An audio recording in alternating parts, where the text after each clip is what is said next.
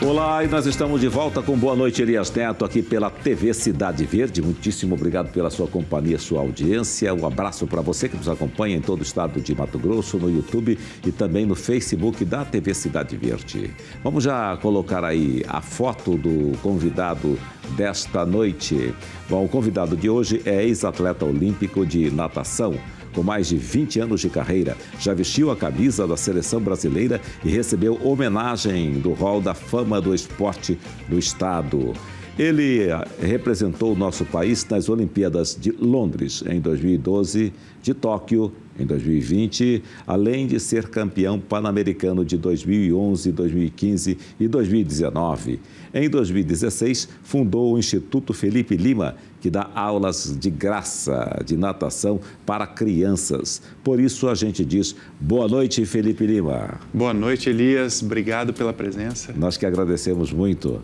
E você traz o seu convidado especial, né? Apresenta, por favor, para a gente. Tem aqui ao meu lado meu pai e presidente também do Instituto Felipe Lima. Do Instituto Felipe Lima, né? Isso. E qual o nome do pai? Hélio Lima. Hélio Lima. Tudo bem, Hélio? Boa noite, Elias. Tudo bem? Boa noite. É um prazer também estar aqui no seu programa. Eu sempre assisto o seu programa, daí Obrigado. Eu tive a ideia de a gente fazer essa entrevista com o Felipe aqui no seu programa, porque você é um cara que é uma pessoa, né, que é do meio da comunicação. Do meio, como é que fala? Do meio Jornalístico. Exatamente. Né? Das antigas, foi um dos primeiros jornalistas. Conheci você muito jovem. Já faz muito tempo que a gente se conhece, né? Muito jovem. Exatamente. E eu me lembro de você acompanhando o Felipe. Sim, desde muito cedo. A gente teve esse trabalho, né, essa missão aí de dar um impulso nesse rapaz aqui, que senão não vai, né, Elias? Sim. Sim. Além desses campeonatos, Olimpíadas e tal, quais foram os outros campeonatos que você participou? Eram muitos, né? Eu me lembro que era constante a gente noticiando, falando sobre as suas participações no Brasil e fora do Brasil, né? Sim, eu participei de vários campeonatos a nível nacional e internacional. Fui medalhista em campeonatos mundiais, pan-americanos, participei de 2 Olimpíadas. Sim. Então, sou recordista sul-americano ainda na prova dos 50 metros peito e tenho o 3º tempo mais rápido da história nessa mesma prova, que é os 50 metros peito. Quando você fala recordista ainda sul-americano, esse recorde ainda não foi batido? Não foi batido, não. E qual foi o seu recorde? O recorde foi na prova dos 50 metros peito, que eu tenho um tempo de 26 segundos e 33 centésimos. Então. Certo. E com esse tempo eu sou o 3º tempo mais rápido da história. Do mundo. Que legal. E o recorde anterior era quanto?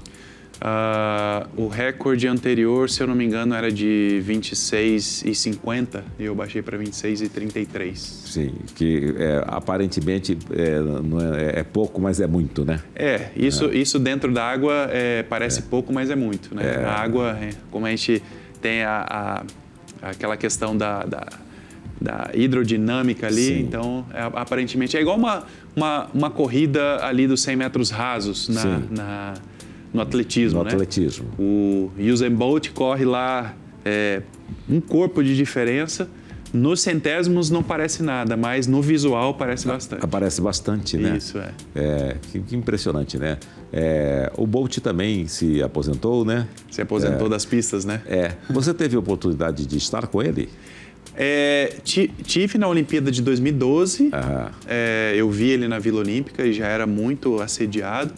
E ele também estava na Olimpíada de Tóquio, mas eu não tive a oportunidade de cruzar com ele lá. E muitos atletas acabam, como eles são muito assediados, acabam que muitos não ficam dentro da Vila Olímpica.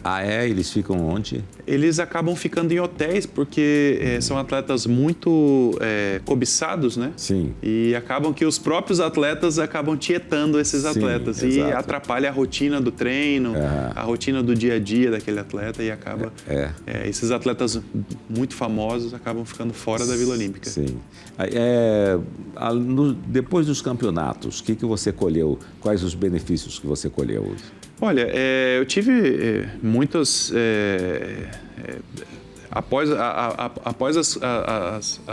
os meus feitos, né? Sim. Isso eu acho que trouxe um nome muito grande. E para isso a gente criou o Instituto para poder estar retribuindo essa valorização que o esporte me trouxe para outras pessoas, sim, crianças e adolescentes da comunidade. E o presidente do Instituto está aqui, a autoridade está aqui, né? A autoridade máxima do Instituto. O Instituto, como é que funciona? Ele atende crianças de 7 a 17 anos, né? E nós estamos começando o nosso trabalho na FMT, em 2022, e estamos mantendo até hoje. E nós atendemos em média de 80 a 100 crianças. Sim. Né? De acordo com o que a gente arrecada com emendas parlamentares. Sim. Né? E também nós temos uma forma de angariar esse fundo pelo esporte, pela Ministério do Esporte, pela Lei Pelé. Pela Lei Pelé. Exatamente. Então a gente está desenvolvendo esse trabalho ultimamente, né? Mas que não é fácil, né, Elias? É complicado? É difícil a gente manter um quadro de criança, um quadro de rotina, né? de trabalho com essas crianças em função do próprio recurso. Sim. Né? Esse recurso muitas vezes é negado, a gente batalha, vai atrás e tal, e não consegue, e a gente não consegue atender um público que normalmente exige, né? Só para você ter ideia, quando a gente abre inscrição, as inscrições para 80, 100 crianças, aparece 500, 600, entendeu? E aí como é que faz como é que faz? Só complementando o que o presidente estava falando aqui, o nosso projeto é contemplado via emendas parlamentares e lei de incentivo ao esporte, né, que é a lei federal, a Lei Pelé. Então, esses projetos são... o recurso financeiro dele vem através de empresas que têm lucro real, que podem destinar até 2% desse lucro real para projetos aprovados pelo Ministério do Esporte. Sim. Então, hoje, o nosso projeto roda através da Lei de Incentivo ao Esporte. E então, buscamos também patrocínios diretos através de parlamentares, emendas parlamentares e também patrocínios diretos também das empresas. Vocês vão às empresas e mostram, fazem a demonstração do projeto. Isso. Ele está ocorrendo desde 2022? Desde 2022, né? E nesse ínterim, vocês já conseguiram produzir algum campeão nesse sentido? O nosso projeto é mais voltado para a aprendizagem da natação. Né? Trabalhamos a segurança na água, primeiramente, e depois a implementação da natação na vida dessa criança e adolescente. Né? O projeto contempla, como já foi mencionado, crianças de 6 a 17 anos que estão em idade escolar. Eles têm que estarem devidamente matriculados em escolas. O projeto contempla até 60% de prioridade para alunos da escola pública, para que a gente possa atender essa demanda, né? Como o meu pai mencionou, tivemos quase 600 inscritos nas primeiras 24 horas, mas a gente não teve o aporte financeiro para atender todas essas crianças e adolescentes. Então, a gente pôde contemplar apenas 85 pessoas. E aí, o que vocês pensam daqui para frente? Sabendo dessa demanda que é tão alta, o que vocês planejam para atender um número maior? Eu acredito que, primeiramente, as empresas e os empresários têm que conhecer um pouco mais sobre a lei de incentivo ao esporte. Porque a lei de incentivo ao esporte é um marketing gratuito para as empresas. Evidente. Porque eles já vão ter que pagar esse imposto ao governo.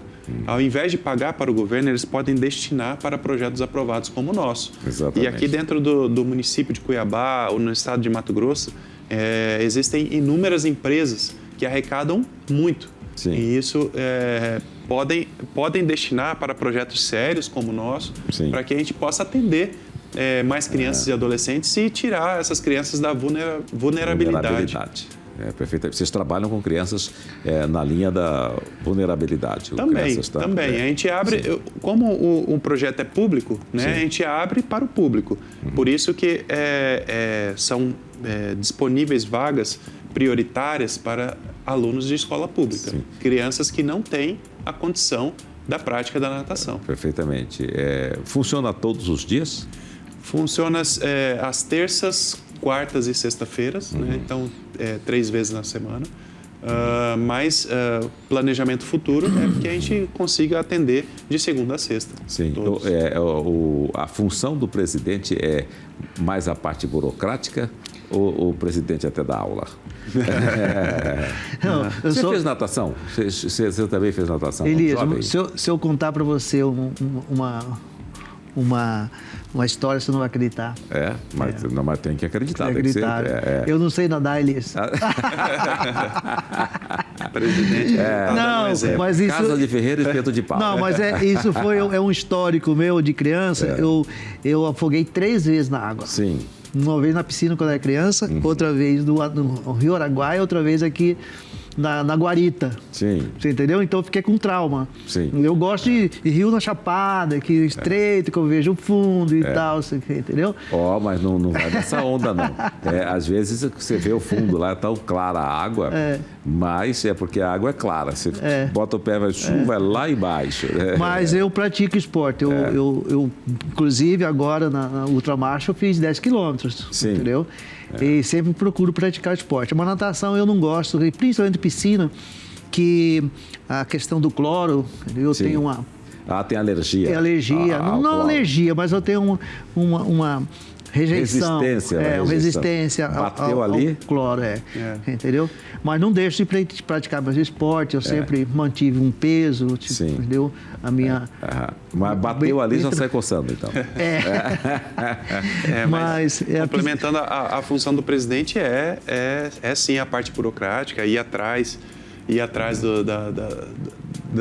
da nossa proposta, do nosso objetivo, né? A gente sempre está correndo, eu e ele juntos, para bater de porta em porta, para ver o que a gente consegue, né? Para proporcionar isso para a comunidade. Porque eu acho que a comunidade aqui no município de Cuiabá, tanto no estado de Mato Grosso, ainda é carente de projetos assim como o nosso. Sim. A sua carreira demorou quantos anos? Eu comecei aos 12 anos e me aposentei aos 36. 25 anos. 25 anos. 25 anos aí de esporte, né? Como profissional, eu cheguei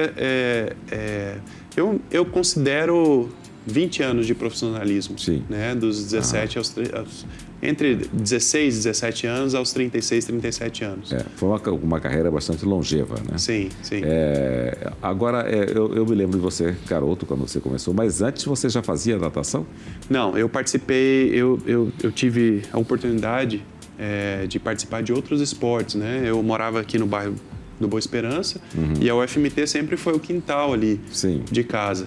Então, existiam outros projetos ali, onde eu já passei por futebol, já passei por ginástica olímpica, artes marciais, que eu tive a oportunidade de vivenciar outros esportes. E a natação veio a calhar com o meu talento, né? Então, eu comecei a nadar aos 12 anos e aos 15 anos eu já era campeão brasileiro. Sim. Você nadou sempre na UFMT? Eu comecei a nadar na UFMT e depois que eu fui me desenvolvendo, despontando, eu comecei a ter outras oportunidades. E aí fui morar no Rio de Janeiro, em São Paulo. Morei por 11 anos nos Estados Unidos, e onde eu obtive essa evolução da minha natação. Sim. Qual a diferença do treinamento que você fez no Brasil e do treinamento que você fez nos Estados Unidos? Olha, a diferença talvez nem tanta, mas estrutura sim. Estrutura física, eu digo, né?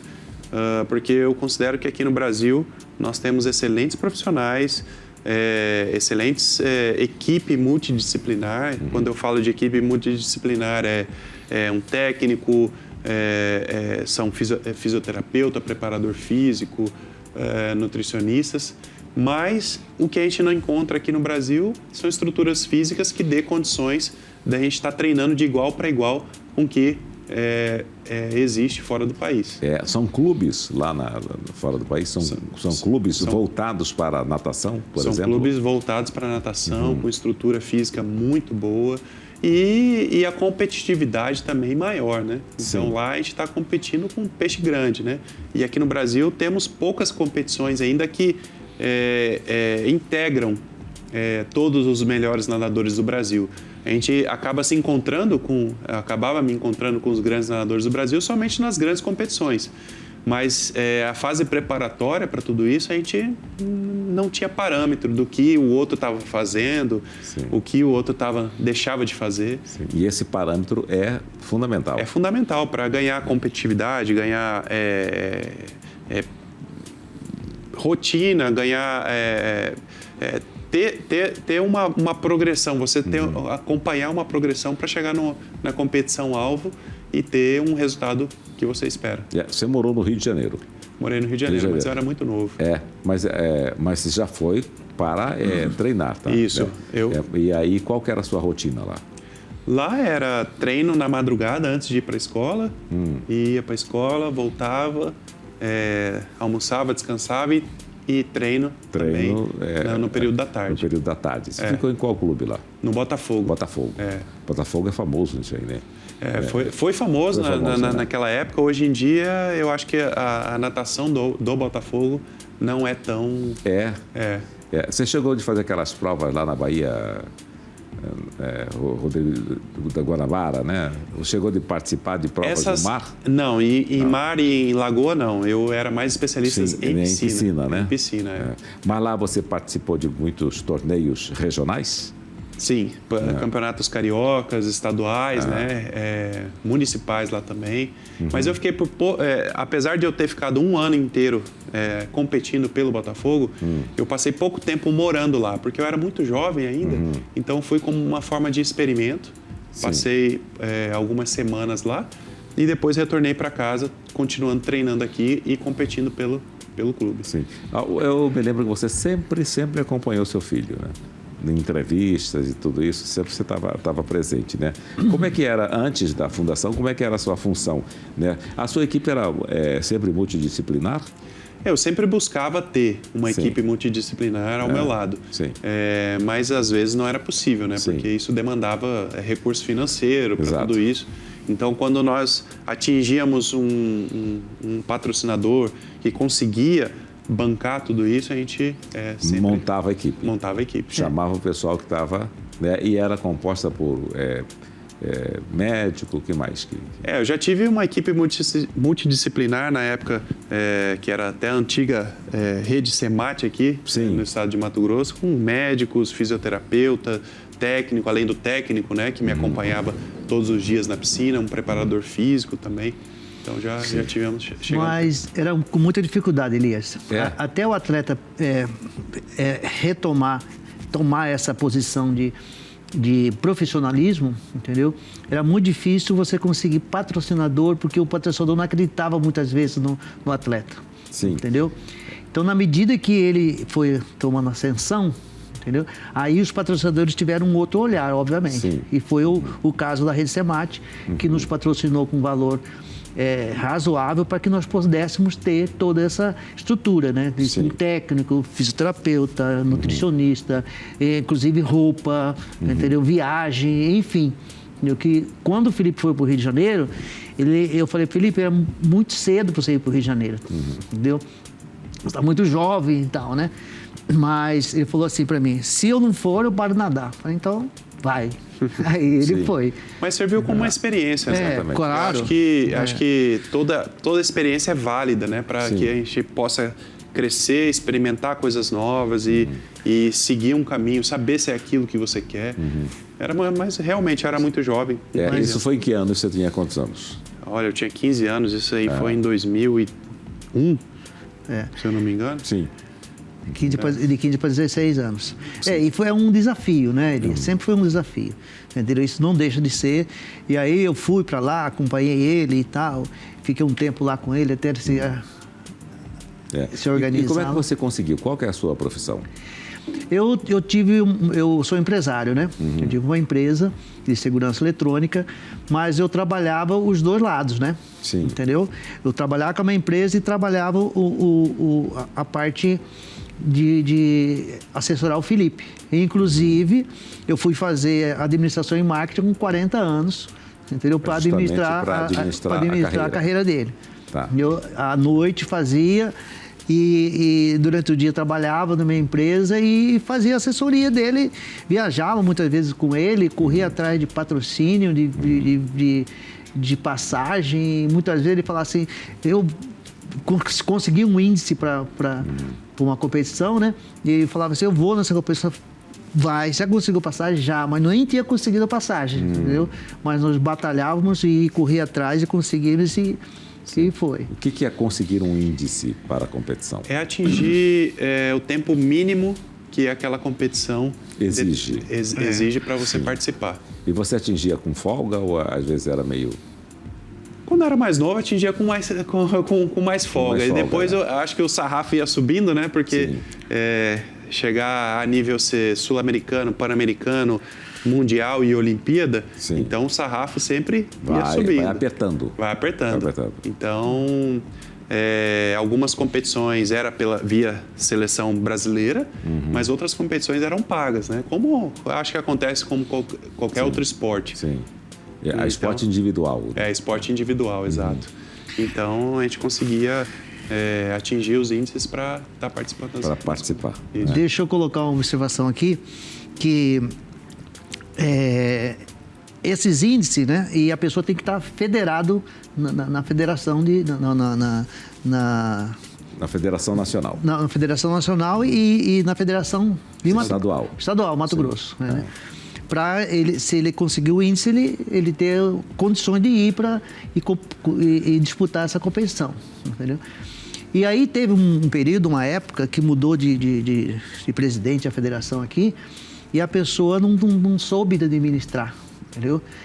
Foi assim jogada na mão de uma pessoa, enfim, e a pessoa não inscrevia o Felipe nas competições. Foram umas 3 competições que o Felipe foi sem inscrição, ganhou a competição, mas não subiu no pódio porque não estava inscrito na competição. Por falha da federação. Mas isso aí foram coisas pontuais que aconteceram no passado, eu acho que... Mas é uma coisa que a gente leva, né? Entendeu? E que a gente fazia todo o esforço, né, para ele ir. Ele ia, conseguia e chegou na hora, não era homenageado, não era... Entendeu? Não subia no pódio. Então, nossa, né? Essa aí é um pouco triste. Entendeu? Uma coisa que marca, né? Uma coisa marcante. Qual foi a competição que você considerou mais importante? Ou todas foram igual para igual? Eu acredito que todas as competições têm seus valores, né? Mas estar representando o Brasil, o país, em campeonatos mundiais e Olimpíadas, eu acho que é uma competição que gera um pouco mais de peso, né, para a minha carreira. Então, quando eu ganhei uma medalha, minha primeira medalha em um campeonato mundial, mesmo que não tenha sido de ouro, foi uma grande conquista para mim, uma grande competição de peso. Sim. Qual foi essa primeira medalha? Foi em Barcelona, 2013. Eu já tinha participado das Olimpíadas em 2012. Sim. E no ano seguinte eu fui medalhista de bronze na mesma prova que eu participei na Olimpíada, atrás somente do campeão olímpico e do recordista mundial da prova. Sim. E o campeão olímpico era quem?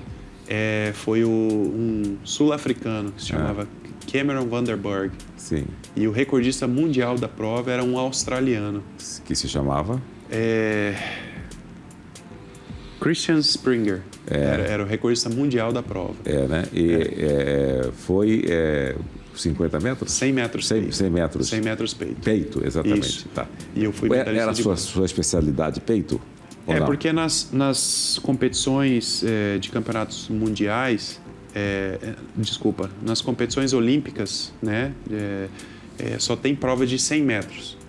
E em campeonatos mundiais existem as provas de 50 metros também, Sim. De estilo. Mas essa foi a primeira vez que eu fui medalhista numa prova olímpica, que era a prova dos 100 metros peito. E qual a modalidade que é mais complicada? Aí depende, né? Muita gente acha difícil nadar o nado de peito, como também tem muita gente que acha difícil nadar o borboleta. O nado de borboleta é um estilo muito de força. O nado de peito é um estilo de força com técnica. Então, depende. Eu acho que depende. É a mesma coisa perguntar, o que você acha mais difícil? Fazer um sprint de 100 metros rápido ou correr uma corrida de 10 quilômetros? Para alguns, correr 10 quilômetros é mais fácil do que dar um sprint de 100 metros. Sim. Então, é variável isso aí. Uma curiosidade, você conseguiu conversar com o Bolting? Com o Usain Bolt? Olha, tirei uma foto com ele. Conversar assim, trocar uma ideia, não consegui muito. Não dá tempo, né? Não dá tempo, porque ele era muito tietado lá. Sim. E aí não consegui, não. E nessas competições, Elias, o peito, né, Felipe, é o estilo mais lento da natação. É o mais lento, é mais técnico, né, que a gente chama. Mais lento da natação, porque você vê como é que é, ele faz isso aqui, então é o mais lento. E também, voltando na questão de você fazer contato com as pessoas, ali na hora, tá todo mundo com a adrenalina lá em cima, né? Sim. Entendeu? E aí o que acontece? Não dá tempo do cara nem ali de trocar um olhar, entendeu? Sim. Ele está focado naquilo lá e subiu na baliza e voltou e já sai para outra, porque tem que ter concentração, tem que ter, né, esforço físico. O Usain Bolt é do atletismo, né? De outro esporte, né? É outro esporte. Eu digo assim, no geral, né? Para você conversar com... mas na Vila Olímpica ali também, todos os atletas estão concentrados para fazer o que foram lá para fazer, sim, né? Exato. E às vezes que acabava encontrando um atleta de outro esporte, sim, a gente acabava tietando um pouco, mas também entendendo o lado da outra pessoa, né? Exatamente. Então tem que tá na não concentração. Dá para atrapalhar. Não dá para atrapalhar, a concentração. Exato. Agora, qual que é o sentimento? O que você percebeu assim quando você pela primeira vez colocou os pés numa Olimpíada? É uma realização de um sonho, né? Eu acho que o ápice ou o auge de um atleta é chegar aos Jogos Olímpicos. Sim. Né? Então, tá dentro de uma Vila Olímpica, né? Mesmo que eu já tenha vivido em Jogos Pan-Americanos e em algumas outras competições, tá dentro de uma Vila Olímpica é totalmente diferente de qualquer outra competição. Nós costumávamos dizer que a Olimpíada é uma competição totalmente diferente de qualquer outra. Apesar de a gente nadar na mesma piscina, talvez, de outra competição, ser água, né? Ser a mesma metragem, mas a Olimpíada tem um peso maior. Tanto é que esse peso foi visto com muita clareza em cima dos atletas brasileiros quando a Olimpíada foi aqui no Rio de Janeiro. Perfeito. Você chegou a tempo de participar do desfile de abertura, depois fez do desfile de encerramento e tudo isso? Geralmente a natação começa a competição um dia após a abertura. Então nunca dava tempo de participar. Sim. Porque para participar de uma cerimônia de abertura, tem que sair muitas horas antes para o estádio, ficar lá muito tempo em pé. Demora muito esse trâmite da entrada dos atletas, a saída dos atletas. E sendo a natação começando um dia após a abertura, nós sempre éramos recomendados a ficar na Vila Olímpica descansando. A última foi em Paris? A última foi em Paris. O que você achou daquela abertura, daquela dinâmica? Foi diferente, né? Foi diferente, né? Foi no Rio Sena ali, né? Eles descendo pelos barcos. Foi quebrar a tradição, né? Um pouco da tradição. Sim. Mas, ao mesmo tempo, foi uma coisa diferente para que, não sei, o público pudesse enxergar aquilo de uma forma diferente. No seu histórico como atleta, qual a Olimpíada que você acha que foi mais bonita, desde aberturas? Olha, a Olimpíada de Londres que eu participei, eu assisti pela televisão, foi bem bacana. Não sei se eu era o entusiasta daquilo ali e aquilo me chamou um pouco mais da atenção, mas a Olimpíada de Londres foi bem bacana, a abertura. Eu lembro que tinha até o ícone de Londres, lá, o Mr. Bean, apareceu lá na abertura.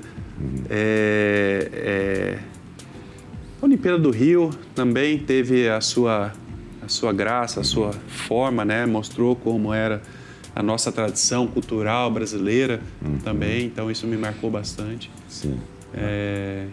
Eu acho que essas duas. E esse homem, hoje presidente do Instituto, te acompanhava também nas Olimpíadas? Não chegou. Não chegou pena. a participar, a ir lá, porque devido aos custos, né? Sim. O custo é muito alto de viajar para um outro país, custo de ingresso também.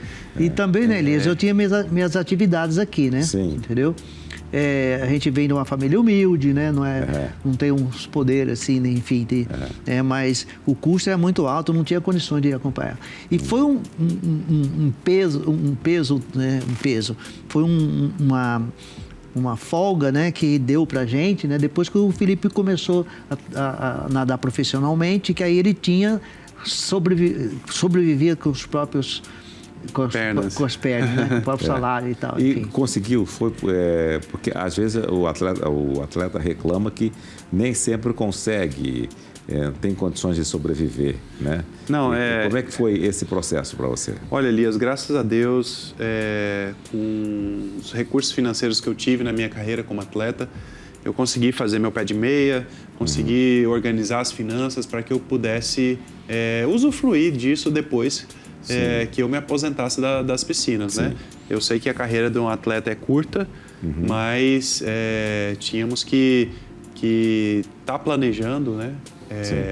Toda essa logística para que eu pudesse estar também, apesar de tendo que investir na minha carreira como atleta, mas também fazer um bom pé de meia para que eu pudesse usufruir disso depois que eu parasse de nadar. Perfeitamente. Vamos para o intervalo e daqui a pouquinho a gente volta com esse papo sensacional aqui com Felipe Lima e o seu digníssimo pai. Voltamos daqui a pouquinho aqui no Boa Noite, Elias Neto. Até já.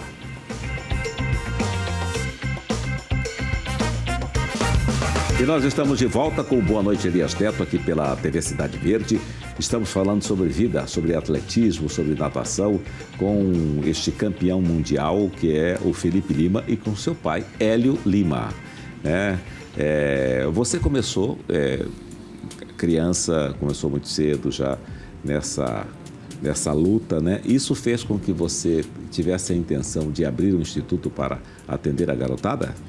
Sim, Elias, eu acho que toda essa oportunidade que o esporte me abriu, eu acho que com o Instituto, né, víamos essa oportunidade de devolver toda essa proposta que o esporte nos dá. Então, o Instituto Felipe Lima vem para dar essa oportunidade à comunidade, às crianças e adolescentes que não têm a oportunidade de conhecer a prática da natação, primeiramente com a segurança aquática e, posteriormente, desvendar algum talento ali, algum talento que surge ali para a próxima geração da natação brasileira. Sim. Hoje você vive só do Instituto ou você tem também outras atividades? Hoje, prioritariamente, é do Instituto. Sim. Né? A gente, apesar de ser uma associação sem fins lucrativos, né, nós trabalhamos diretamente para o Instituto como funcionários do Instituto para que o Instituto possa gerar recursos para devolver à comunidade esse trabalho social. Sim, é preciso estar o tempo todo montando projetos, trabalhando, visualizando essas questões, né? Sim, com certeza. Todo o tempo, todo ano, montando projeto, traçando novos parceiros, criando laços com os parceiros já presentes para que a gente possa entregar o resultado e também mostrar para a sociedade que a gente vem fazendo um bom trabalho. Tudo tem que estar planejado um ano antes? Como que é esse? O nosso projeto é sempre com antecedência de um ano. Então, quando tem um projeto em vigência, a gente já está aprovando outro projeto para que continue tenha uma continuidade para o ano seguinte. Para manutenção, né? Para manutenção. Caso contrário, aí é problemático, caso ocorra um lapso de tempo, aí é complicado, né? Sim, porque daí as crianças vão ficar desamparadas por 1, 2, 3 meses. Exatamente. Entre um projeto e outro. E quem trabalha os projetos? É o Hélio que trabalha os projetos? Essa questão, Elias, o Instituto é como se fosse uma empresa qualquer, Sim. entendeu? Que tem funcionários, que tem folha de pagamento, que tem que comprar material, tem que pesquisar. Inclusive, nós temos que ter 3 orçamentos de cada material, cada produto, para que possa o mais barato de comprar, Sim. entendeu? Então, é uma gama de coisas que é trabalhoso, entendeu? Sim. É muito trabalhoso. E outra coisa é a questão da prestação de conta. você entendeu? É muito burocrático. Exatamente. O Instituto... Sensível, né? A prestação de contas é sensível. O Instituto, ele é uma empresa mais fiscalizada porque é dinheiro público. Perfeitamente, entendeu? E nós temos que prestar conta do dinheiro público que nós estamos fazendo determinados trabalhos. Tem que observar muito bem a data da prestação. Sim, um dia depois já complica, né? Entendeu? Então é um trabalho que de uma empresa qualquer órgão, qualquer tipo de empresa. Eu acho que às vezes é um pouco até mais complicado que uma empresa privada, né? Até para a liberação do dinheiro, tudo público é um pouco mais burocrático, né? Então a gente tem que estar trabalhando sempre visando as datas, né? Tanto de início quanto de final, como pagamentos não pode passar dessa data, fornecedores têm que ser pagos mediante integralmente, notas fiscais. E as notas têm que bater exatamente. Não pode ter erro tal, né? Às vezes as pessoas criticam alguns trabalhos dessa natureza, né? Mas acho que elas não têm ideia, né? De como funciona. De como se processa tudo. E outra coisa, a empresa ela pode ter lucro ou não pode ter lucro, né? O nosso não, ele tem que fechar, você entendeu? O valor que nós pegamos, ele tem que fechar com o que nós gastarmos. Tem que bater. Tem que casar certinho. Você entendeu? E caso sobre algum dinheiro, é emitido o DARF, né? Para que a gente pague e devolva o dinheiro público para os cofres, né? Sim. O ideal é trabalhar para não ter essa sobra, né? Porque geralmente eles ficam... O valor financeiro fica numa conta investimento, né? Que é aberta pelo próprio Ministério. Perfeito. Então, ele acaba rendendo um tantinho a mais, mas a gente não pode usar aquele tantinho a mais devido ter sido um dinheiro que veio de rendimento. Teve um destino para esse fim, né? E outra coisa, Elias, que é fundamental nessa questão toda, nessa burocracia toda, é quando você arrecada um valor... Uma emenda parlamentar, ela demora de 60 a 90 dias para ser liberada. Você imagina. Então, esse período todo a gente fica trabalhando, você entendeu?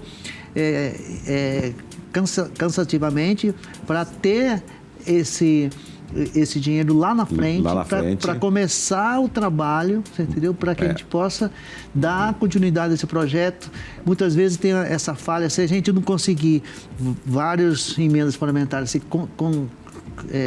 consecutivamente, a gente tem que parar o projeto, depois dar continuidade, depois que o dinheiro for liberado. Por isso, muito planejamento. Com certeza, justamente isso. Nós estamos falando muito sobre o Hélio Lima, o pai, né? E a sua mãe, como é que participa dessa história? Ela também está dentro do Instituto, ela é a coordenadora de muitos projetos, ela que faz essa parte burocrática aí também, com notas fiscais, fornecedores, porque a gente precisa de vários fornecedores, né, de toucas, materiais, pé de pato, prancha, boia, bolas, uniformes, bonés, óculos de natação. Então, a gente tem que fazer toda uma gama, a gente tem que montar toda uma equipe para que a gente dê conta de atender os projetos que a gente atende. Projetos e eventos também que a gente faz via Instituto. Sim. Então, todo esse planejamento é fundamental para a gente ter essa equipe. Mas minha mãe participa disso aí também muito bem. Como é que é o nome dela? Vilma. Vilma. A Vilma, ela participa muito bem disso, fica nos bastidores ali. É uma pessoa que não aparece muito, mas Aliás, essa parte burocrática é impressionante como as mulheres são bem melhores que a gente, né? Sem dúvida Com certeza. nenhuma. Os detalhes, Tem. ela Tem mais dinâmica. Tem uma dinâmica muito melhor, né? Com certeza. A cabeça pensa muito mais rápido, porque a burocracia ela é extremamente necessária, né? Sim. Senão a coisa desanda, aí é um pouco complicado, né? Cada um tem a função dentro do Instituto, Sim, você entendeu? sim. A minha parte, por exemplo, é fazer contato com os parlamentares, com os empresários, correr atrás e tal, porque eu já tenho essa prática, né? Esse Na know-how. parte do comércio, né? Sim. Esse know-how. Então, eu tenho essa facilidade. Então, a parte mais burocrática fica para o Felipe e fica para a Vilma fazer. Sim. E, obviamente, com os coordenadores, com os professores, e, enfim. Tem coisas que eu nem sei como acontece em determinado setor, porque eu não estou dentro desse setor. Sim, exatamente. Entendeu? Bacana. Agora, qual que é a preparação de um atleta, de um nadador, fora da piscina? A preparação fora da piscina tem a parte psicológica, tem a parte da preparação física, Sim, mesmo, que é a parte de musculação, né? Que é fortalecimento muscular, exercícios específicos para a natação e para o estilo, né? Sim. Porque, por exemplo, eu muitas vezes fazia exercícios físicos voltados para o nado de peito. Sim. Existiam colegas do meu lado que também estavam fazendo exercícios físicos para o nado de borboleta. Sim. E outro do outro lado fazendo exercício físico específico para o nado de crawl. Sim. Então, o esporte de alto rendimento ele é muito específico. Cada detalhe conta. Perfeito. Então, o atleta tem que estar preparado em todos os sentidos. E aí, quanto tempo de preparação todos os dias? Essa preparação na musculação e tudo isso, explosão e tal, e depois piscina. Quando você, por exemplo, participava das Olimpíadas, você parou em 2020? 2021, né? Que 21? foi postergado para 2021 por causa da pandemia. Por causa da pandemia, né? Exatamente. Mas é em torno de 6 a 8 horas diárias Diária, né? de treino. Eu acho interessante isso aí, inclusive quando eu faço o treinamento de oratória, eu falo sobre os atletas de alto rendimento. Sim. Né? Eu sou muito fã também do seu fã, né? Como um atleta nosso aqui que chegou aonde chegou, parabéns, né? Mas assim, eu cito alguns atletas como, por exemplo, o próprio Usain Bolt. Eu pergunto para as pessoas, eu digo, olha, se você quer falar bem, ter uma boa desenvoltura diante do público, você precisa ensaiar, precisa treinar bastante. Sim. É como o atleta de alto rendimento. O Bolt fazia em 9 segundos e alguns décimos, 100 metros, né? Vocês acham que ele treinava 9 segundos por dia? Evidentemente que não, Evidentemente que não. A natação, como qualquer outro esporte, é um esporte cíclico, né? Um exercício cíclico que você faz muitas vezes. Eu acredito que você, como jornalista, treinou muitas vezes em frente ao espelho para mostrar a sua desenvoltura, saber a sua expressão, saber como você se comunicar com o seu público, né? Exatamente. Que você está olhando uma câmera, mas não está vendo o público, mas você tem que imaginar que você está falando para umas pessoas.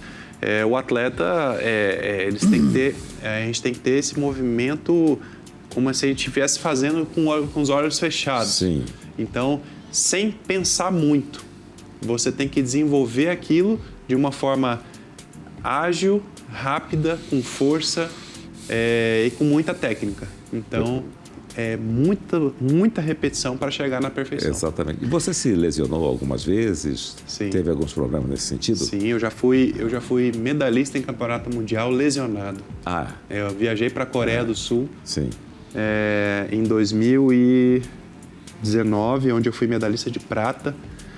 E algumas semanas antes, eu tive uma lesão no adutor da coxa. O músculo de dentro da coxa. De dentro da coxa. E num treino. E a viagem estava programada já estava classificado para o Campeonato Mundial. Entrei, fisioterapia 2 vezes ao dia para tentar tratar aquilo ali. Melhorou um pouco a dor, mas eu ainda não me sentia confiante de colocar toda a potência naquela musculatura. Sim. Resolvemos viajar para a competição, participei da minha primeira prova, senti a lesão, Mas na segunda prova, que era uma prova um pouco mais curta, que era os 50 metros, eu falei, não, acho que eu dou conta, porque aí eu consigo colocar mais força nos braços e poupar a perna. E poupar a perna, né? E aí foi assim que eu conquistei a medalha de prata num campeonato mundial. Da Coreia? Da Coreia do Sul. Mesmo estando contundido. Mesmo estando contundido. É a diferença do atleta para o não atleta. Né? Exatamente. Não tem como... Não tem como ser Viu, diferente. Elias? Voltando na pergunta que você fez, quantas horas por dia o atleta treina, né? Um amigo meu, leigo no assunto, né? Perguntou assim, o seu filho faz natação, né? E ele faz mais o quê? Como se fosse... Faz mais o quê?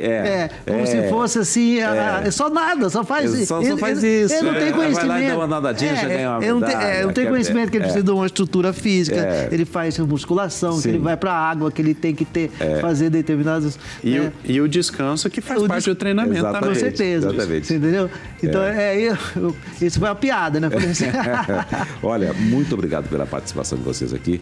Sucesso aí no Instituto, essa sua nova fase, tá? Muito obrigado. Muito obrigado. Viu? Qualquer coisa é só voltar por aqui pra gente conversar. Obrigado a você pelo nos atender, por nos receber aqui no seu programa. O seu programa é excelente. Obrigado. E eu estou sempre assistindo o seu programa, Elias. Eu fico lá, procurando, cadê Elias? De Cadê vez em Elias? quando vou mandar um alô pro Hélio Lima. Isso, pode mandar que eu estou lá assistindo. A gente fica por aqui. Muitíssimo obrigado pela sua companhia, sua audiência. Um grande abraço. A gente se vê sempre por aqui, de segunda a quinta, na TV Cidade Verde, de 19 às 20 horas. Abração, gente.